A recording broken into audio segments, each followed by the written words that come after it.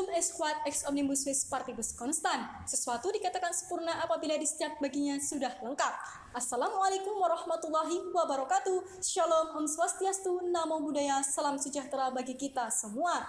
Perkenalkan, kami tim debat konstitusi dari Fakultas Syariah Institut Agama Islam Negeri Salatiga dengan saya Afi Fatunikma selaku pembicara pertama, sebelah kanan saya Firman Al-Kausar sebagai pembicara kedua, dan sebelah kiri saya Dewi Rahmawati selaku pembicara ketiga. Dengan standing position kami sebagai tim kontra, kami akan memaparkan terkait topik pembahasan yang kami angkat, yakni mengenai rancangan Undang-Undang Omnibus Law dalam perspektif ketatanegaraan. Pelantikan Presiden yang diselenggarakan pada akhir tahun 2019 telah menyisakan pekerjaan baru dengan adanya rencana pembentukan Omnibus Law di Indonesia. Omnibus Law merupakan sebuah metode yang digunakan untuk merubah atau mencabut ketentuan dalam undang-undang ke dalam satu undang-undang secara tematik. Konsep Omnibus Law sebenarnya bukanlah hal baru di sebuah kajian hukum. Konsep Omnibus Law biasanya diterapkan di negara-negara yang menggunakan sistem common law yang digunakan untuk mengharmonisasikan peraturan perundang-undangan agar tidak bertumpang tindih dengan peraturan-peraturan lainnya. Pola perkembangan hukum di negara yang menggunakan konsep common law tentu berbeda dengan pola perkembangan hukum di negara yang menggunakan konsep civil law seperti Indonesia. Kemudian wacana ini diimplementasikan dengan mengamandemen beberapa undang-undang yang dijadikan satu sekaligus, seperti Rancangan Undang-Undang Cipta Lapangan Kerja, Rancangan Undang-Undang UMKM, Rancangan Undang-Undang Perpajakan, dan Rancangan Undang-Undang tentang Perpindahan Ibu Kota. Implementasi mengenai Omnibus Law ini sampai saat ini hanya rancangan Undang-Undang Cipta Lapangan Kerja yang dapat diakses oleh publik. Rancangan undang-undang ini merupakan inisiatif dari pemerintah yang di dalam draftnya terdapat permasalahan secara hukum. Gagasan Omnibus Law yang digunakan sebagai solusi atas kemacetan investasi di Indonesia harusnya disertai dengan pembenahan-pembenahan pada sektor-sektor pendukung di dalam bidang investasi itu sendiri. Rancangan undang-undang ini memuat 79 undang-undang dengan 1.230 pasal dalam satu aturan. Hal ini tentu hal baru di Indonesia karena dalam satu aturan memiliki lebih dari 1.000 pasal di dalamnya. Kemudian, rancangan undang-undang Cipta Lapangan Kerja pada pasal 170 ayat 1, hal ini yang dapat diakses oleh publik secara substansi justru bermasalah secara hukum. Pasal ini menyatakan bahwasanya atas dasar percepatan kerja, pemerintah dapat merubah undang-undang. Sementara perubahannya dapat dilakukan pemerintah atas undang-undang tersebut adalah dengan menggunakan peraturan pemerintah atau PP. Tentu hal ini bertentangan dengan dengan teori peraturan hierarki perundang-undangan di Indonesia dan bertentangan dengan Undang-Undang Dasar 1945. Saya akan melanjutkan argumentasi dari tim kami.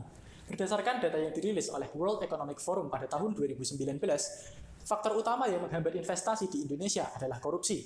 Maka dalam hal ini pemerintah telah salah memberikan solusi kepada rakyat dengan mengeluarkan Omnibus Law. Dewan Juri yang terhormat, proses pembentukan rancangan perundang-undangan menurut N. Sitman memiliki 4 langkah yang harus ditempuh, yaitu identifying the difficulty, proposing and warranting explanation, proposing a solution, dan terakhir yaitu monitoring and evaluating the implementation. Maka apabila kita mengacu kepada teori N. Sitman ini, kita perlu mengkaji lagi, apakah benar yang mempersulit investasi di negara ini adalah regulasi yang tumpang tindih, sehingga perlu kita harmonisasi. Permasalahan mengenai investasi ini juga dapat kita bedah lebih lanjut menggunakan teori dari Lawrence Friedman, yaitu teori sistem hukum. Ia berpendapat bahwa efektivitas penegakan suatu hukum bergantung kepada 3 subsistem yang ada di dalamnya, yaitu substansi, struktur, dan budaya hukum. Permasalahan mengenai investasi ini juga perlu kita telaah lebih lanjut, dikarenakan pemerintah menjanjikan sebuah solusi yang mana akan mengeluarkan hukum baru, yaitu Omnibus Law. Masalah mengenai efisiensi Omnibus Law sendiri akan dapat kita telaah menggunakan sistem hukum yang telah dikemukakan oleh Lawrence Friedman tadi. Omnibus Law yang hanya masuk ke dalam substansial saja tentu harus diiringi dengan perbaikan di bidang struktural. Dalam hal ini adalah birokrasi. Inefisiensi birokrasi dalam pemerintahan kita memerlukan perhatian lebih, namun tanpa menghilangkan pengawasan dari lembaga lain dalam konteks menjaga check and balances dalam kekuasaan. Adalah penting bagi kita untuk melihat kepada legal culture yang ada di Indonesia, mengingat Indonesia adalah negara dengan konsep civil law yang mana seluruh pola perkembangan hukumnya akan menggunakan kodifikasi. Namun pemerintah malah melemparkan masalah ini kepada masalah hyperregulasi, yang mana menjadikan rakyat berpikir bahwa Omnibus Law merupakan solusi dari permasalahan yang kita hadapi. Apabila Omnibus Law merupakan solusi di bidang substansi, masih ada 2 bidang lain yang belum tercover pembahasannya di sini, yaitu bidang struktur dan budaya. Pergeseran kekuasaan legislasi kepada bidang eksekutif juga menimbulkan perlawanan atau tolak balik dari asas konsep trias politika pembagian kekuasaan dalam bernegara. Hal ini juga memungkinkan munculnya pemerintahan yang otoriter, serta bisa juga melemparkan kita kembali ke masa sebelum amandemen UUD 1945. Selain masalah di bidang material, di sisi formil juga masih terdapat masalah dalam rancangan Undang-Undang Cipta Kerja ini. Dewan Juri yang terhormat melanjutkan bangunan argumentasi bahwasanya kesalahan rumusan dalam RUU Cipta Kerja pasal 170 ini telah menuai banyak perhatian dari para ahli hukum. Menko Polhukam Mahfud MD menyampaikan bahwasanya pasal 170 ini merupakan kesalahan ketik dan di dalamnya dan dapat diperbaiki melalui pembahasan bersama DPR. Namun Dewan Juri yang terhormat, kesalahan substansi ini justru berbahaya karena di dalam asas hukum ketatanegaraan terdapat asas lex specialis derogat legi generalis, di mana asas ini baru dapat dipakai apabila terdapat sebuah aturan dalam posisi yang sejajar. Pun Dewan Juri yang terhormat, jika RUU Omnibus Law ini disahkan menjadi undang-undang, maka akan menghapus ketentuan yang dianggap bertentangan dengan Undang-Undang Nomor 7, Undang-Undang Nomor 12 Tahun 2011, Junto Undang-Undang Nomor 15 Tahun 2019.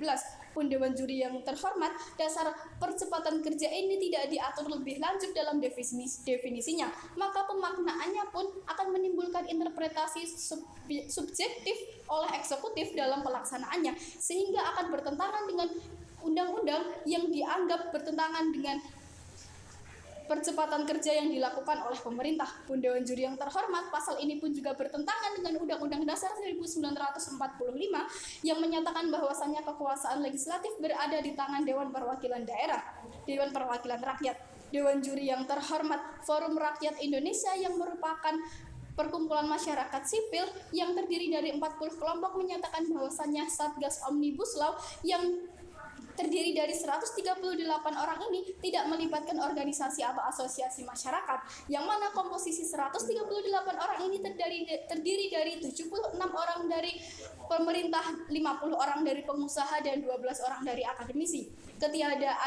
Keterlibatan masyarakat dalam pembuatan RUU ini membuat RUU Omnibus Law ini memiliki perspektif yang elitis. Dewan Juri yang terhormat, pembuatan hukum yang mendukung investasi seyogyanya jangan sampai melupakan cita-cita awal bangsa dan jangan melanggar Soko Guru Perekonomian Indonesia, yang mana pengembangan investasi di Indonesia haruslah menjaga dan menjamin kepentingan nasional sejalan dengan apa yang telah dikemukakan oleh Prof. Zimli Asidiki yang menyatakan bahwasannya Konstitusi Indonesia yang menganut paham kedaulatan rakyat yang berisikan mengenai demokrasi ekonomi dan demokrasi politik, sehingga investasi yang ada haruslah mencerminkan rasa keadilan, kepastian hukum, dan berkelanjutan. Pun Dewan Juri yang terhormat, yang dimaksudkan di sini ialah pengembangan investasi haruslah dipikirkan implementasinya di kemudian hari. Jangan sampai pada saatnya tidak dapat dilaksanakan dan justru bertentangan dengan Undang-Undang Dasar 1945. Berdasarkan pemaparan argumentasi dari tim kami, baik dari skala landasan yuridis, filosofis, dan sosiologis, dengan ini kami semakin yakin dengan posisi kami sebagai tim kontra. Keberadaan Omnibus Law di Indonesia sebagai sebuah solusi dari permasalahan investasi ini merupakan sebuah bentuk kekeliruan karena regulasi bukanlah faktor utama dari penghambat investasi. Omnibus Law sendiri hanyalah bagian dari subsistem hukum, yakni substansi hukum. Dalam teori Friedman, hal yang harus dilakukan untuk menyelesaikan sebuah permasalahan yaitu dalam bidang subsistem struktur dan budaya hukum. Dan dalam substansi hukumnya dijadikan sebuah dasar dari pembentukan Omnibus Law sendiri. Hal ini ternyata memuat kesalahan-kesalahan baik secara formil maupun material. Kesalahan secara formil terletak pada ketidakikutsertaan dari elemen masyarakat, baik pemerintah, baik pekerja maupun buruh yang tidak ikut dalam proses penyusunannya. Kemudian kesalahan yang dilakukan secara material terdapat dalam rancangan undang-undang pada pasal 170 yang bertentangan dengan hierarki peraturan perundang-undangan dan bertentangan dengan Undang-Undang Dasar 1945 pada pasal 20 yang memberikan kewenangan legislasi kepada Dewan Perwakilan Rakyat atau DPR. Maka dengan ini Dewan Juri yang terhormat, kami semakin yakin dengan posisi kami sebagai tim kontra dengan tegas menolak rancangan Undang-Undang Omnibus Law. Sekian dan terima kasih. Wassalamualaikum warahmatullahi wabarakatuh. Salam